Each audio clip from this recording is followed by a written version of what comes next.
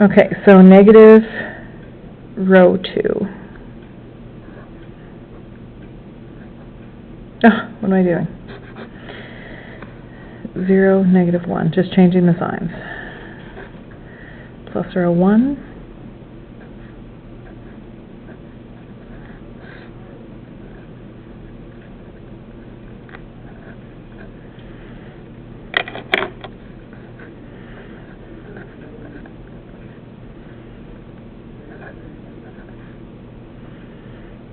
Positive.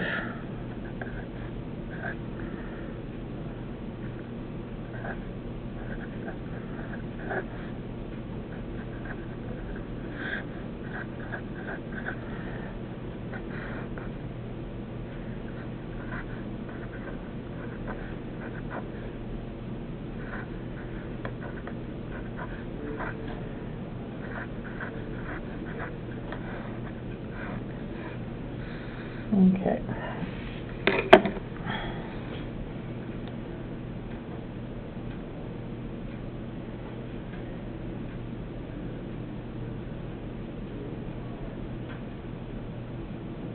So what next?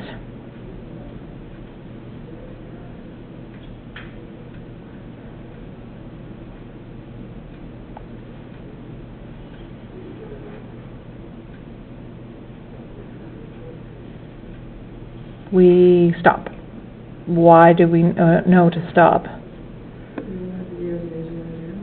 Yeah, and it's not just that there's a row of zeros, but there's nowhere to make another one. Because the lead ones are for each row. There's a lead one, there's a lead one, there's nowhere to put a lead one, so you stop. You can't make these into a lead one, it has to be in a different one. So you would stop and you'd write your solution out. So this is x, y, z. So x plus 3.5z equals 5, and y minus 2.5z equals 0. So our lead variables are what? X and y, because they have a lead 1. So our free variable is anything without a lead 1, which is z. So we would call z t, and then we rewrite these. So x equals y equals z equals, z is t. So what would x be? 5 minus 3.5 t. Right, 5. Moving that over, 5 minus 3.5, instead of z, we write t. You could do it in 2 steps, write the z and then the t, but 0, so we don't need to write 0, 2.5 t. Just moving that over to the other side, it becomes positive. And to check your answer, if we're multiplying 0.5, like multiplied by 2 or something, so let's call t 2 for a check. So x equals 5 minus 3.5 times 2 is 7, so negative 2. 2.5 times 2 is 5.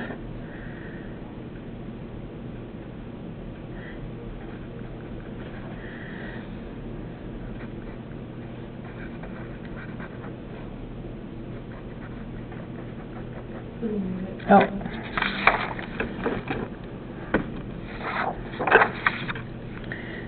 So our first one, negative 2 plus 5 plus 2 is 5. Our second equation,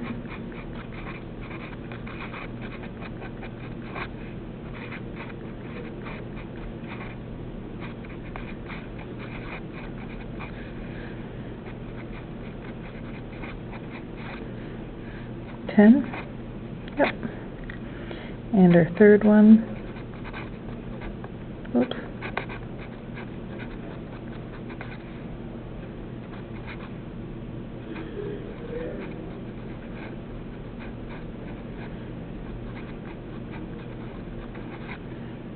Mm, 15 minus 10 is 5.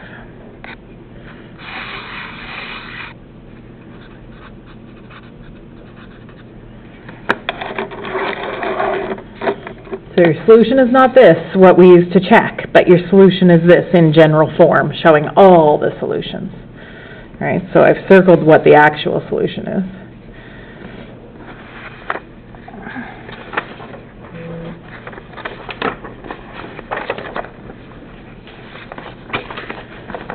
Okay, so let's look at this sheet.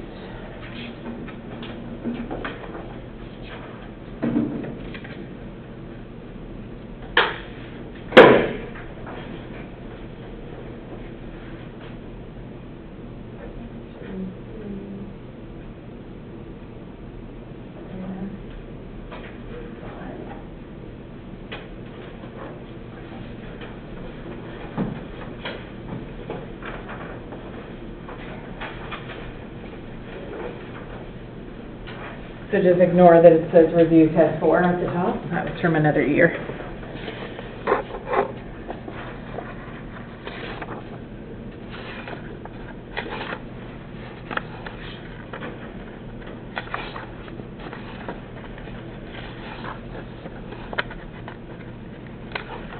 So this is sort of all in this section, and then we do the inequality ones that are the ones with the greater than or less than signs next time. So let's work away at this sheet for a little bit.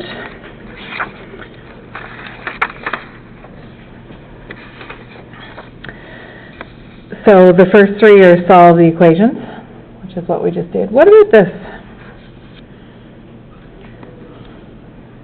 It says the following matrices are almost in reduced form. Finish reducing and then write the solution. So you have to make it all 1 and 0? Right, so you just sort of continue on with those. And then these set up the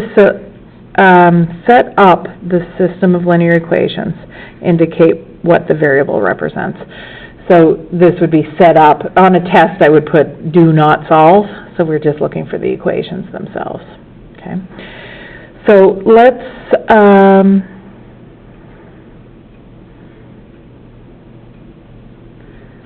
just do them all. I was going to skip around, but we'll just do them in the order that they're on there.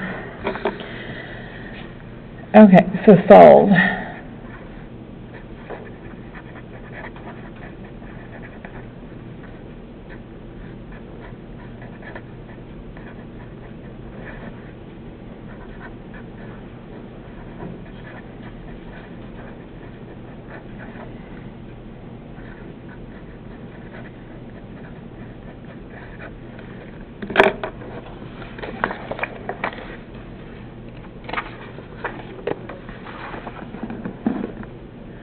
Okay.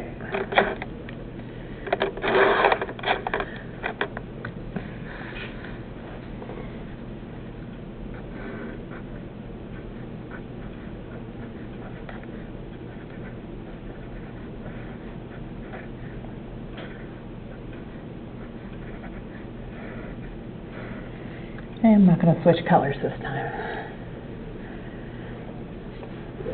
It'll look more like yours. Okay, 1 in the top corner, it already is, that's good. 0 is below.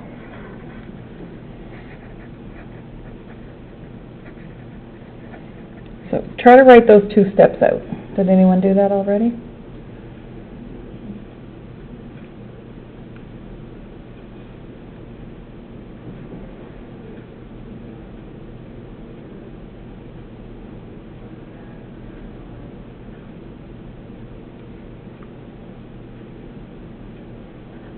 Who's confident with their 2 steps?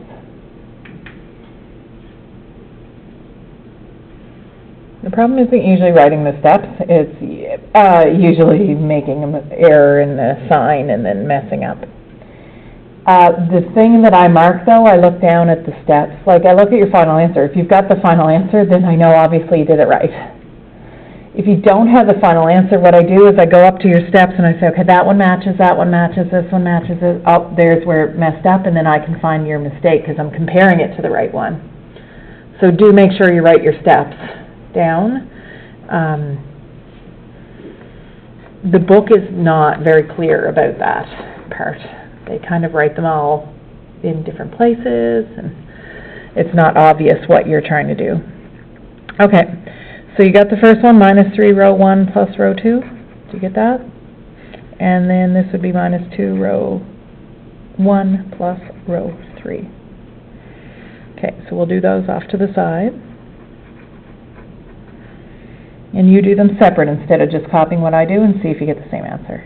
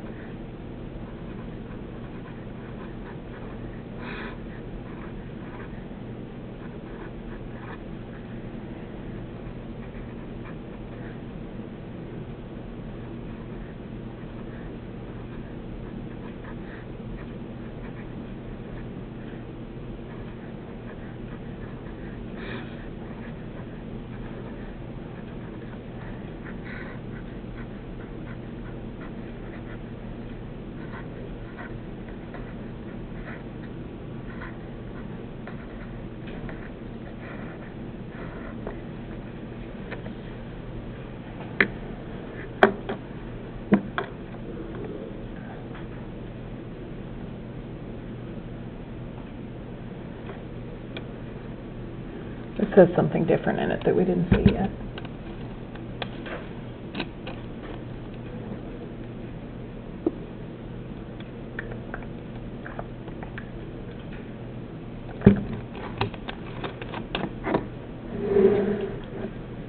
Okay, did you get that? Same thing? So what next? You do, you have to switch the two rows, because there's a 0 where we want the 1, but underneath there is a 1. So we would switch these two rows. So to show a switch, you do that double arrow, row 2, switch with row 3. So, and that's because there was a 0 there, we want a 1 there, and so you can't make a 0 into a 1, but you can switch with the row below it.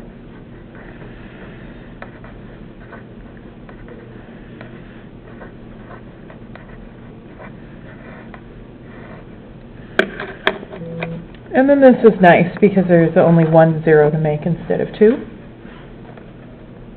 So here's our lead 1. We want a 0 here. This is in row 1. It's already the opposite sign, so row 2 plus row 1.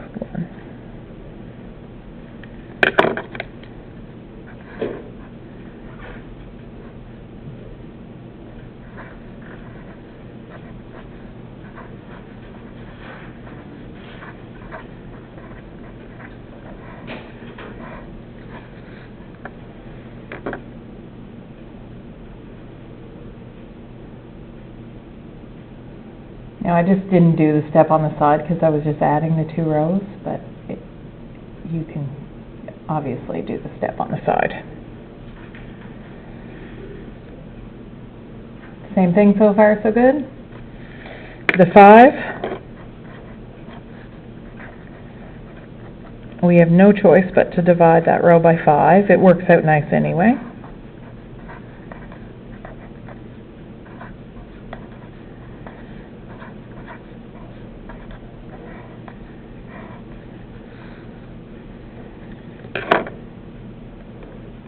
And then we make the zeros above.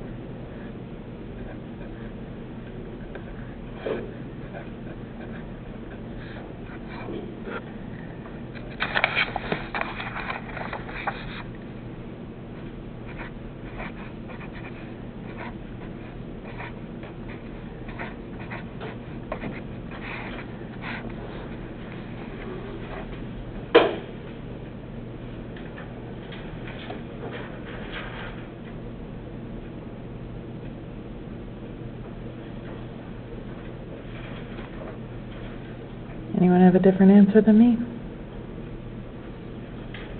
Same thing? That's a good check. If everyone has the same answer, we probably don't need to check it, but x equals 3, y equals -1, and z equals 2. So that would be and then of course you could check your answer.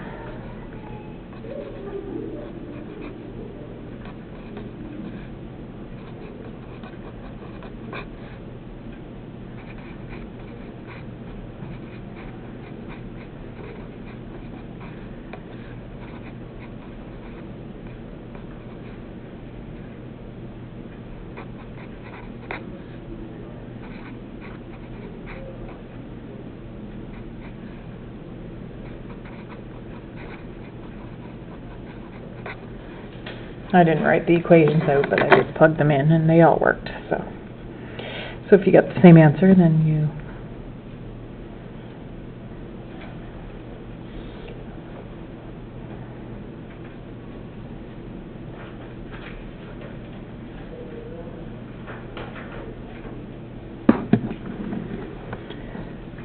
okay, so write the second one down if you're ready. The second one only has 2 equations, and that's fine. You can have 2 equations, you could have 6 equations, you can have more than just x, y, and z. The method is all the same, though. You just make your ones until you're out of rows. This one can only have 2 lead ones because there's only 2 equations. So, if we write it out,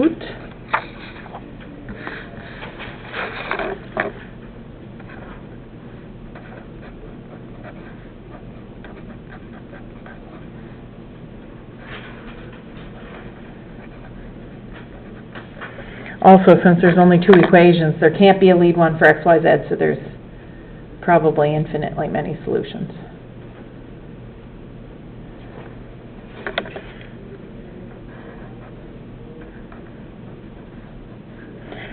Some places that I see people make mistakes that's really sad is you wrote the question wrong to begin with. So be careful of that. Or write it, the initial matrix wrong, right? Copy it down wrong from there, and then when you check it, it won't work, but you actually solved the wrong equations. Okay, so what would we do for our first step here? Make a 2 Right. By either dividing by 2 or switch. I would switch because then we won't have fractions. Right? Or decimals, right, to start. So I would just switch row 1 with row 2.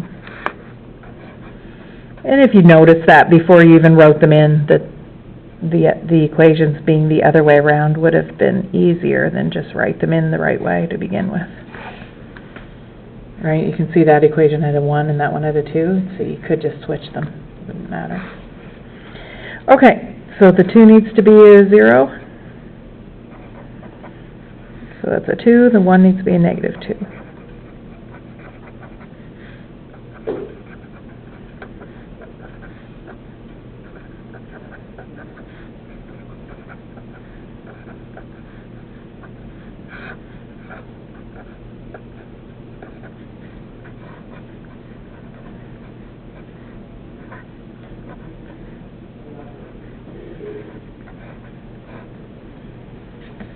Yuck.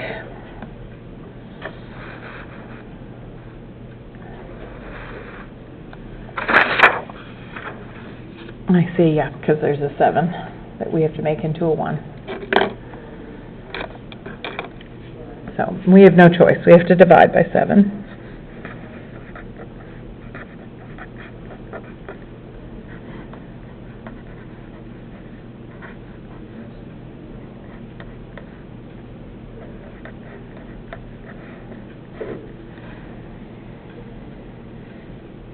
And again, you could use a decimal. I don't mind. I won't mark it wrong if you did that.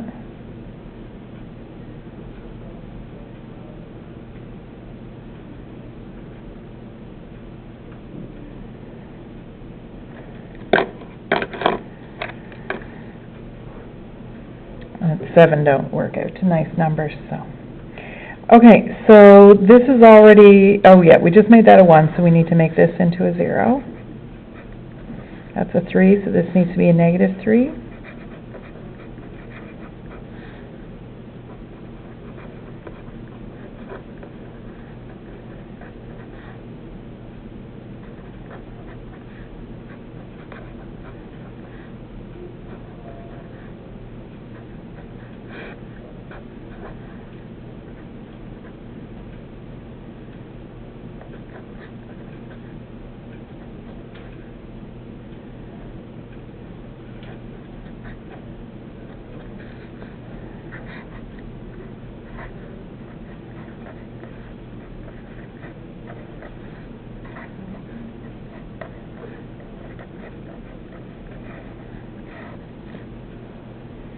Why are...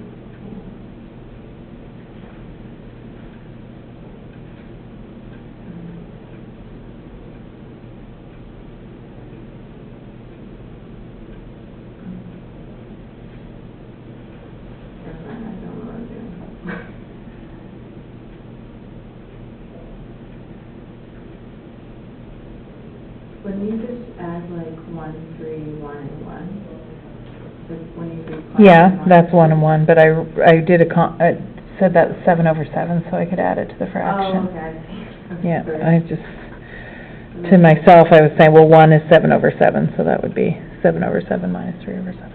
I thought it was 1 and something over 7. Oh, yeah, no, I was just saying 1 equals 7/7. Yeah. Okay, and I left them as fractions, just to be more accurate, but like I said, I won't take off a mark if you convert it to decimals and keep a few decimals. But there's nowhere else to go from here, do you see that? There's no third row, we don't have a third row to make a 1 in, so we wouldn't. So these things don't need to be zeros, we just stop. And so our x, y, z, so again, z is free. So it doesn't have a lead 1.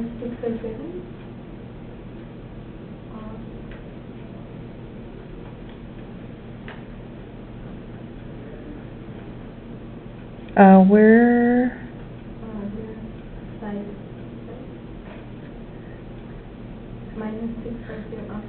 Here? Yeah. Plus 7/7?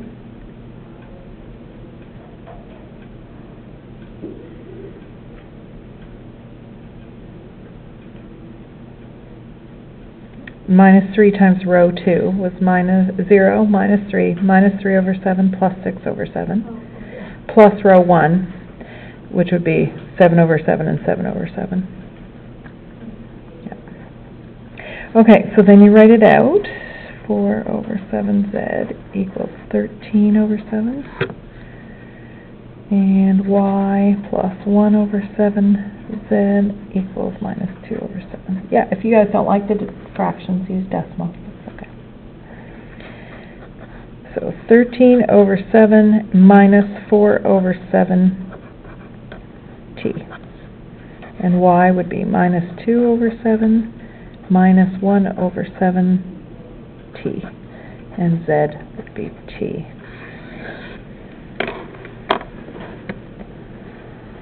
Now, to check, these aren't very nice. So, just because there's no third row, you have to let it equal, No, or what?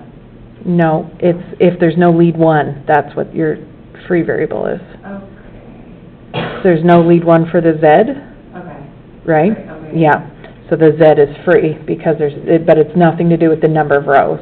It's only to do with if it has a lead 1 or not. But there's no way that there could be a lead 1 for Z if there's only 2 rows, right? Yes, there could be a lead 1 for the z and not for the y. Oh, okay, so Yeah, so what would happen, does that happen? yeah? So Yeah. it would just be like 1, Like if you row reduced and you ended up with, so you have a lead 1 for X. so you made a lead 1 here, and then this was the only row, so you come and you would make the first number into a 1, and then a 0 above it.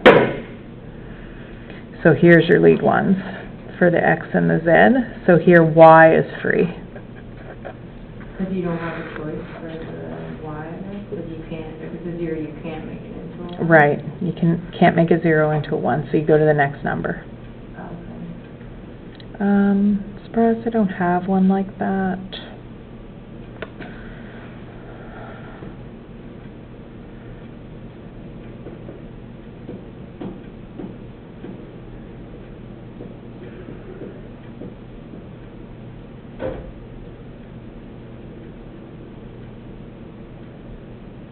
Yeah, I don't know why I don't have one like that, but here you would have made a 1 and a 0, and then you go and there's nowhere to make you can't make a 1 here, so you go to the next number.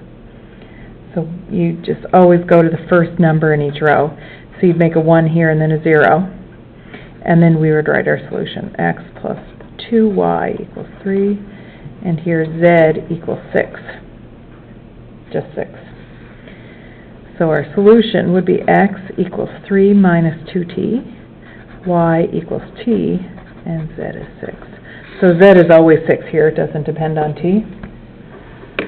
But that is still infinitely many solutions, just z is always fixed. And up there you would check your answer by plugging in a t, probably. It actually wouldn't matter, there's going to be over 7 anyway.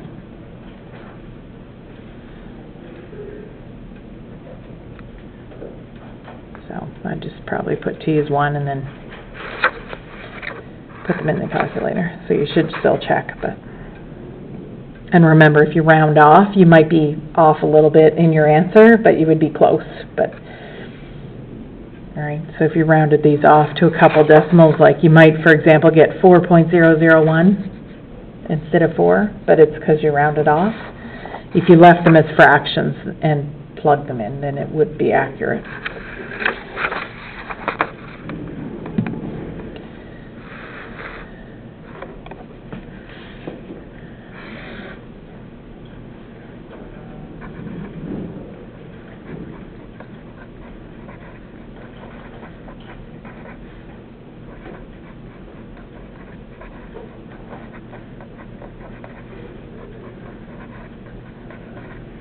All right, last one of these.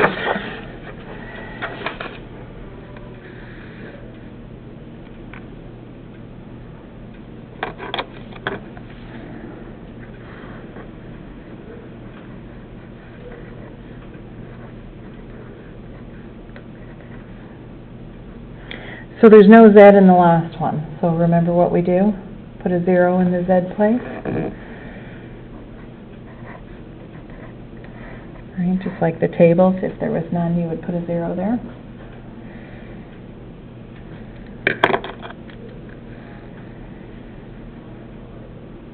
So again, 1 in the top corner, that's good. 0's underneath. Row 2, that's a 2, so the 1 needs to be a -2.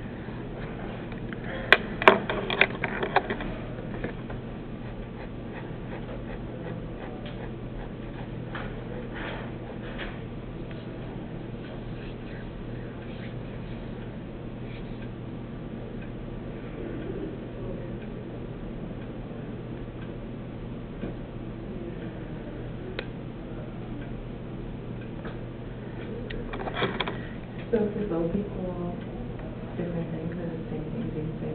Right, so that's exactly. So you can see at this point, those two last rows are, so you don't need to go further if you notice that. They're the same on the left-hand side and different on the right-hand side. If they were the same on the right-hand side, that'll be infinitely many solutions, because you'll end up with a row of zeros. But this is the no solution scenario. Basically, if you continued on, you're going to make this into a 1.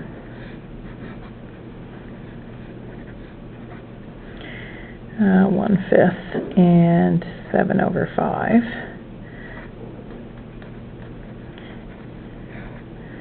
But you don't need to. Like, I would really stop here, stop here, because you can see that this is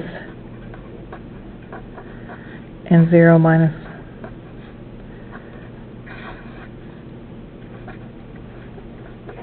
that side is different and this side is the same, right? So it's going to end up with 0, 0, 0 equals a number, and it's not even nice to continue. I'll just make the 0 here because that's where it's going to show.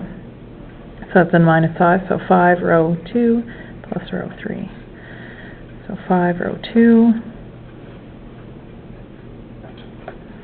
plus row 3.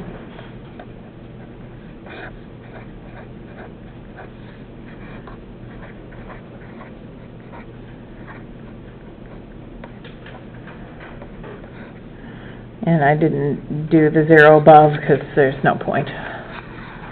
If you know there's no solution, don't do extra work.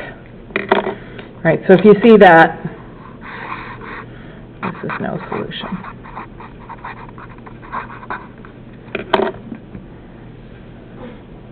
Okay. So we'll stop there, and